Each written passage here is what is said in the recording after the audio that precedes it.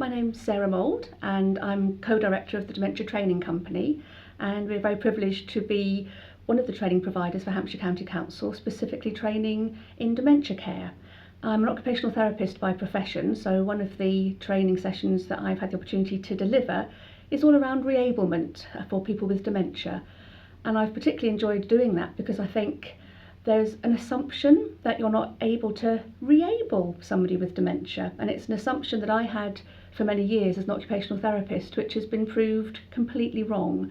And it's in the last couple of years, I think, that we've had a lot of information, a lot of research, and certainly a lot of anecdotal evidence as well, that if you get the approach right, it is perfectly possible to reable somebody with dementia. I mean, certainly we know that all of the diseases causing dementia are progressive, so a reablement approach really fits well with enabling people with dementia to live well. We now have much more of an understanding of how the brain works, and we know a lot about pathways that the brain forges, if you like, to enable it to understand, to work. If part of the brain is damaged, perhaps through the disease process of dementia, the brain, with the right information, can find other ways of enabling somebody to do something. So if we have a very good assessment of what the person with dementia is able to do, if we have a very good understanding of what they're not able to do and look at ways of compensating for that, then we can enable people to live independently and well in their own home for quite a long time. Certainly the suggestion is that the approach would be different for somebody with dementia compared to somebody without dementia because of the cognitive disabilities or difficulties the person's likely to have. So because they're going to have a memory impairment, they're going to have difficulty concentrating, they can have problems with understanding and perhaps thinking through what they need to do, what needs to happen. And I think with the number of people who are living with dementia in the UK these days, it's really missing a trick if we don't offer them the opportunity for reablement in exactly the same way as we would anybody else in our community, because it really works and it's really fabulous. Okay, one of the examples I guess I can share with you is when we were supporting a gentleman living in the community with his wife, and the gentleman had Alzheimer's disease and he was fairly advanced in his journey and certainly was having great difficulty with doing all sorts of activities of daily living, having difficulty understanding what to wear, how it went on his body. He was having difficulty doing things like making his own cup of tea, getting lunch, any kind of food. He wasn't able to go out on his own anymore because his wife felt he was very at risk of being out independently.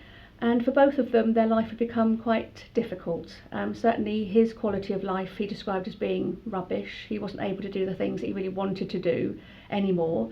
And his wife was incredibly stressed because she was taking on obviously a much more significant caring role and really worried about what her husband wasn't able to do anymore and how she would fill their time together.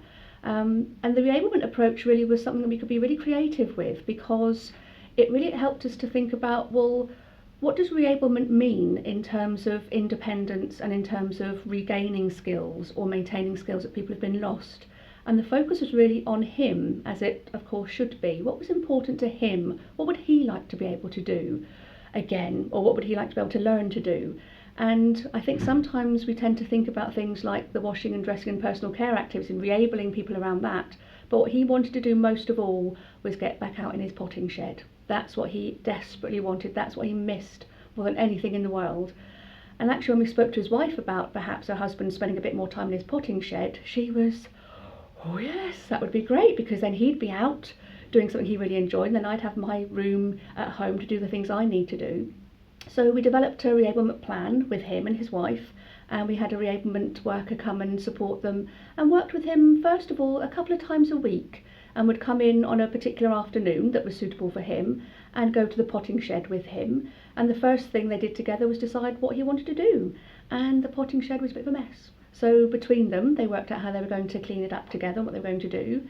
And once it was all clean and ready for use, the support worker then took him out to choose plants he'd like to pot up. What was really interesting though, after a few sessions, was it became evident that the gentleman's verbal communication was getting better, because he was obviously much more engaged and talking about things that he loved.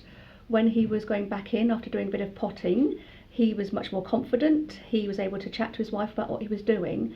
And whilst he was chatting away to her in the kitchen, we noticed that he actually started to make a cup of tea quite spontaneously that he hadn't been able to do for ages. So for me it was really powerful. That reablement approach was about him, what's important to him, the goals he wanted to achieve, what he was going to do to get there. As professionals, us moving away from the traditional, this is what we do when we enable people, these are the activities they'll be doing, to something that was so entirely focused on him. By the time we had finished doing direct reablement support with him, and he had a support worker who would just work with him once a month and take him to garden centres and help him with potting and a bit of gardening. But also what happened was he did become much more able to do things like make a cup of tea for himself, because he didn't need to think about it anymore. He didn't have to work out how to do it. It was just coming naturally and spontaneously. So that was a fabulous example of one, again, that was just so amazing. It had much more wide-ranging impact than we ever thought it would.